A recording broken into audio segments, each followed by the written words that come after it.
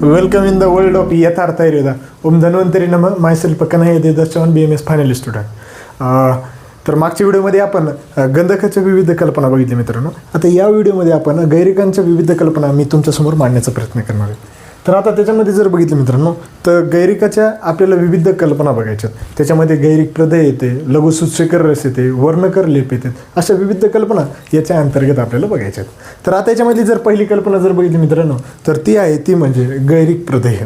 आता गैरिक यालाच इंग्लिशमध्ये हेमेटाईट किंवा ऑकर म्हणतात. Fe2O3 याच्यामध्ये कॉन्स्टिट्युएंट्स असते, हे लक्षात राहू द्या. हे आपण उपरसामध्ये सगळे बघणार आहोत. गंधक गैरिक वेगवेगळे जे आहेत उपरस त्याच्यामध्ये आपण बघणार आहोत. तर याच्यामध्ये आपल्याला पहिली कल्पना दिलेली आहे ते म्हणजे गैरिक प्रदेह. आता याचा श्लोकतून सांगण्याचा प्रयत्न केलेला आपल्याला ते आपण बघूया मित्रांनो. तर त्या श्लोकामध्ये सांगण्याचा असा प्रयत्न केलेला आहे की शंख प्रवाळ शुक्तिया गैरिकम वा घृतप्लुतम प्रतगेते प्रदेश्च हिताज्ञेय विसर्प परिणाम. चरक चिकित्सास्थान 2182 हा श्लोक घेण्याचा सांगितलेले. आणि याच्यामध्ये असं सांगण्याचा उद्देश आहे की शंख प्रवाळ आणि शुक्ती यांच्यासोबत गैरिक हे घृतामध्ये लुप्त असलेलं पाहिजे.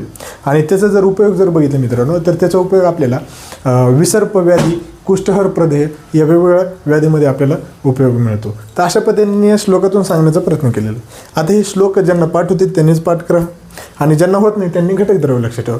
आता गैरिक प्रदेह म्हणलं की याच्यामध्ये फक्त एकच घटक द्रव्य येईल, ते म्हणजे काय, शुद्ध गैरिक घ्यायचं मित्रांनो. शुद्ध गैरिक हे एक भाग घ्यायचं आणि त्याच्यासाठी भावनाद्रव्य म्हणून आपल्याला घृत घ्यायचं, क्वार्टर सेक्शन. अशा पद्धतीने हे घटक द्रव्य आहे मित्रांनो. आता याच्यानंतर नेक्स्ट जे इन्सेशन आपल्याला पॉईंट सांगितलेले ते म्हणजे निर्माणविधी. आता निर्माणविधी जर बघितली मित्रांनो तर गैरिकाची एकदम सोपी पद्धतीने निर्माणविधी सांगितलेली आहे. तर आता त्याच्यामध्ये काय घ्यायचं, शुद्ध गैरिक घ्यायचं आणि त्याला काय करायचं, खलवयंत्रामध्ये चूर्ण करायचं. चूर्ण केल्याच्या नंतर आपल्याला त्याच्यामध्ये घृत टाकायचं आणि मर्दन करायचं. त्याच्यानंतर त्याचा लेपच्यानुसार झालं की नंतर आपल्याला गैरिक प्रदेह उपयोग होतो. तर अशा पद्धतीने ही निर्माण होते मित्रांनो. आता ही पुन्हा एकदा बघू.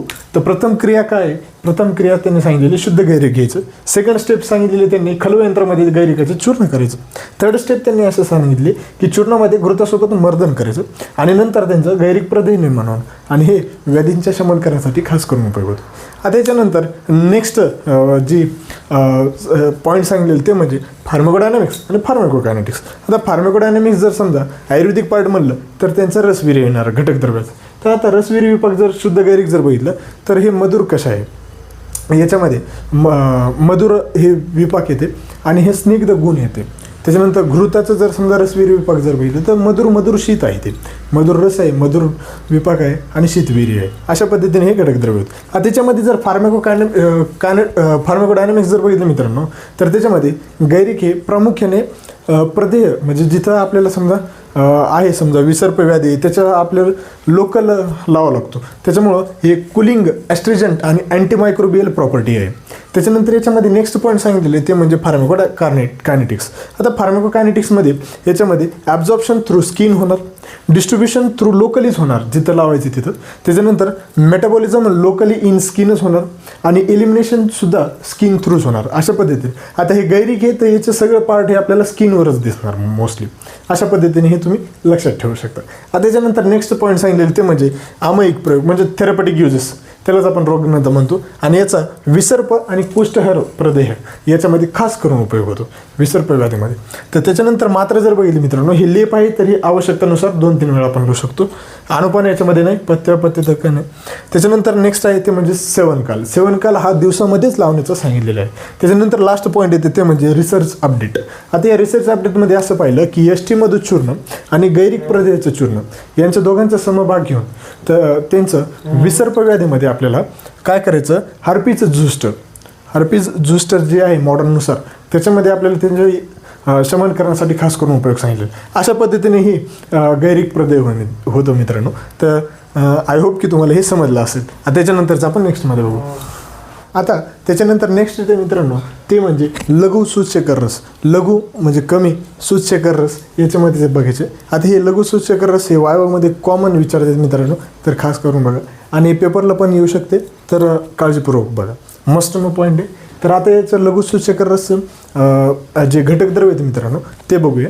तर त्याच्यामध्ये प्रथम आपल्याला शुद्ध गैरिक घ्यायचं 2 भाग आणि त्याच्यानंतर शुंठी चूर्ण घ्यायचं त्याच्यानंतर एक भाग आणि नागवल्ली स्वरस आपल्याला त्याला भावना हेतू घ्यायचं. अशा पद्धतीने 3 घटक द्रव्य लक्षात राहू द्या. एक म्हणजे शुद्ध गैरिक, हे आपल्याला 240 ग्राम घ्यायचं म्हणजे 2 भाग, आणि शुंठी चूर्ण हे 120 ग्राम म्हणजे 1 भाग घ्यायचं. एक तर हे लक्षात ठेवा, नाही तर हे लक्षात ठेवा. तर हेच लक्षात ठेवा, 240 ग्राम आपल्याला गैरिक घ्यायचं आणि शुंठी हे 120 ग्राम घ्यायचं आणि नागवल्ली स्वरस हे भावना हेतू घ्यायचं. त्याच्यामध्ये नंतर नेक्स्ट पॉईंट सांगितलेलं NCERT ते म्हणजे केमिकल कंपोजिशन. आता गैरिकाचं केमिकल कंपोजिशन मी तुम्हाला सांगितलं की Fe2O3 ऑकर म्हणतो आपण त्याला. त्याच्यानंतर आपल्याला शुंठीचे जर समजा केमिकल कंपोजिशन जर बघितले तर त्याच्यामध्ये अँथोसायनिन, लिगानिन अशा पद्धतीने त्याच्यामध्ये केमिकल कॉन्स्टिट्यूशन फाउंड होतात. तर त्याच्यानंतर नेक्स्ट हे पॉईंट सांगितलेले ते म्हणजे निर्माण विधी. आता निर्माण विधी जर बघितली मित्रांनो तर सर्व घटक द्रव्य म्हणजे शुद्ध गैरिक घ्यायचं आणि शुंठी घ्यायचं, खलवयंत्रामध्ये त्यांचं चूर्ण करायचं. चूर्ण केल्याच्या नंतर त्यांचं वस्त्रगाळ करायचं आणि वस्त्रगाळ केल्याच्या नंतर पुन्हा एकदा त्यांचं चांगल्या प्रकारे चूर्ण करायचं आणि पुन्हा एकदा वस्त्रगाळ करायचं. आता वस्त्रगाळ केल्याच्या नंतर त्यांचं काय करायचं, नागवल्ली स्वरस त्यांना 3 दिवस भावना द्यायची. किती दिवस? 3 दिवस भावना दिल्याच्या नंतर त्यांचं चांगल्या प्रकारे मर्दन केल्याच्या नंतर त्यांच्या गुटी किंवा वटीच्या आकार प्राप्त होईपर्यंत त्यांचं मर्दन करायचं 3 दिवस. त्याच्यानंतर त्यांची गुटी किंवा वटी फॉर्म झाली की 250 आणि 500 मिलीग्रामचे त्यांचे गुटी बनवायच्या, गोळ्या बनवायच्या आणि त्यांना सूर्यप्रकाशामध्ये ठेवायचं. सूर्यप्रकाशामध्ये ठेवल्याच्या नंतर त्यांचे सुकल्याच्या नंतर त्यांच्या भरणीमध्ये साठवून ठेवायचं आणि अशा पद्धतीने त्यांचं व्याधीसाठी शमन करण्यासाठी त्यांचा उपयोग होतो. अशा पद्धतीने ही निर्माण विधी पुन्हा एकदा बघूया. तर प्रथम त्यांनी सांगितलेले फर्स्ट स्टेप काय आहे की सर्व घटक द्रव्य एकत्र करायचे, खलवयंत्रामध्ये त्यांचं घेऊन त्यांचं काय करायचं, चूर्ण करायचं. आता चूर्ण केल्याच्या नंतर त्यांचं वस्त्रगाळ करायचं. पुन्हा एकदा चूर्ण करून त्यांचं वस्त्रगाळ चूर्ण करायचं आणि वस्त्रगाळ केल्याच्या नंतर त्यानंतर थर्ड स्टेप आहे ते म्हणजे नागवल्ली स्वरसाची त्यांना 3 दिवस भावना द्यायची आणि त्यांचं चांगल्या प्रकारे गुटी आणि वटीच्या आकार प्राप्त होईपर्यंत त्यांना मर्दन करायचं. आणि अशा नंतर याच्यानंतर लास्ट स्टेप आहे ते म्हणजे सूर्यप्रकाश त्यांना 250 आणि 500 मिलीग्रामच्या वटे बनवल्याच्या नंतर त्यांना ठेवायचं आणि भरणीमध्ये साठवून ठेवायचं. अशा पद्धतीने तुमच्यासमोर मी निर्माण विधी सांगण्याचा प्रयत्न केलेला आहे. आता याच्यानंतर नेक्स्ट येते ते म्हणजे फार्माकोडायनॅमिक्स. आता फार्माकोडायनॅमिक्स जर बघितलं तर घटक द्रव्यांचे रसवीर्य विभाग आयुर्वेदामध्ये. आता याच्यामध्ये जर बघितलं तर शुद्ध गैरिक येते. हे मधुर कशा आहे, रसप्रधान असतो, मधुर विपाक असतो आणि स्निग्ध हे गुण असतात त्याच्यामध्ये. त्याच्यानंतर शुंठी जर बघितलं तर कटू हे रस असतो, मधुर विपाक असतो आणि उष्ण हे वीर्य असतो. नागवल्ली स्वरस बघितलं तर हे तिक्त कटू रसप्रधान आहे, कटू विपाक आहे आणि वीर्य हे उष्ण आहे. अशा पद्धतीने हे 3 घटक द्रव्य आहेत मित्रांनो. आता हे जे बघितल्यानंतर याच्यामध्ये मॉडर्ननुसार फार्माकोडायनॅमिक्स जर बघितलं तर ते अँटीमायक्रोबियल, अनाल्जेसिक, कूलिंग, ॲस्ट्रिजंट प्रॉपर्टी आहे, कारण की ते आपल्याला कन्झप्शन करायला आहे. त्याच्यानंतर नेक्स्ट पॉईंट सांगितलेले ते म्हणजे फार्माकोडायनॅमिक्स. आता हे लघुसूचक रस आहे म्हणून याचं ॲब्झॉर्प्शन, डिस्ट्रीब्युशन, मेटाबॉलिझम आणि एलिमिनेशन. तर ॲब्झॉर्प्शन थ्रू GIT होणार, distribution through whole out body होणार. त्याच्यानंतर metabolism locally in primarily in liver आणि एलिमिनेशन थ्रू किडनी किंवा स्किन होणार. अशा पद्धतीने ही फार्माकोडायनॅमिक्स आणि फार्माकोकायनेटिक्स होते. आता त्याच्यानंतर नेक्स्ट आहे ते म्हणजे थेरपॅटिक युजेस, त्यालाच आपण आमायिक प्रयोग असं म्हणतो. आता आमायिक प्रयोग जर बघितले मित्रांनो तर या लघुसूचक रसाचा आम्ल, पित्तहर आणि पित्तशामक म्हणून खास करून प्रामुख्याने उपयोग होतो. तर हे लक्षात राहू द्या, आम्ल, पित्तहर आणि पित्तशामक हमखास MCQ होतो, तर लक्षात राहू द्या. तर आता त्याच्यानंतर याची मात्रा जर बघितली मित्रांनो तर याची मात्रा हे बघा, तुम्हाला गैरिकामध्ये फक्त याची मात्रा आणि वर्णकारलेपाचीच मात्रा लक्षात ठेवायचं. तर आता हे बघा, याची मात्रा जर बघितली मित्रांनो तर याची 250 ते 500 mg आहे, 250 ते 500 mg, बस एवढं लक्षात ठेवा. त्याच्यानंतर अनुपान जर बघितलं तर याच्यामध्ये सीतायुक्त दूध, सीता म्हणजे साखर, साखरेसोबत दूध याचं अनुपान सांगितलेलं आहे. त्याच्यानंतर पथ्यापथ्य जर बघितले मित्रांनो तर नेक्स्ट पॉईंट, तर पथ्यापथ्यमध्ये नवे अन्न, पित्त प्रकोपक अन्न किंवा उष्ण अन्न, गुरु अन्न, विदाई अन्न, दधी अन्न हे सगळे वर्ज्य सांगितलेले. त्याच्यानंतर नेक्स्ट सांगितलेले सेवनकाल, सेवनकाल हे भोजनपूर्वी सांगितलेले. आणि लास्ट पॉईंट आहे ते म्हणजे रिसर्च अपडेट.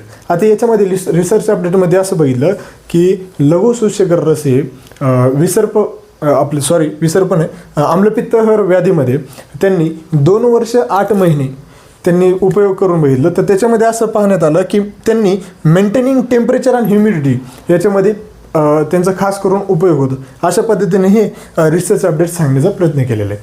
तर अशा पद्धतीने हे लघुसूचक रस होतं मित्रांनो.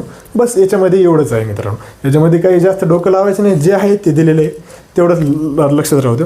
आणि तुमचा आणि आय होप की तुम्हाला हे व्हिडिओ समजला असेल. नक्कीच लाईक करा, शेअर करा, सपोर्ट करा. आणि तुमचे चांगल्या प्रकारे प्रतिसाद येत आहे मित्रांनो. असाच प्रतिसाद फ्युचरमध्ये पण असू द्या. तुमचे आमचे संबंध हे कायम असू अशी मी इच्छा बाळगतो. आणि पुढे चालून याच्यामध्ये मी प्लेलिस्ट बनवली आहे. त्या प्लेलिस्टनुसारच बघत जा व्हिडिओ. हमखास 3 प्लेलिस्ट आहेत. रसशास्त्र, भेषज कल्पना आणि आगततंत्र. तर थँक्यू व्हेरी मच.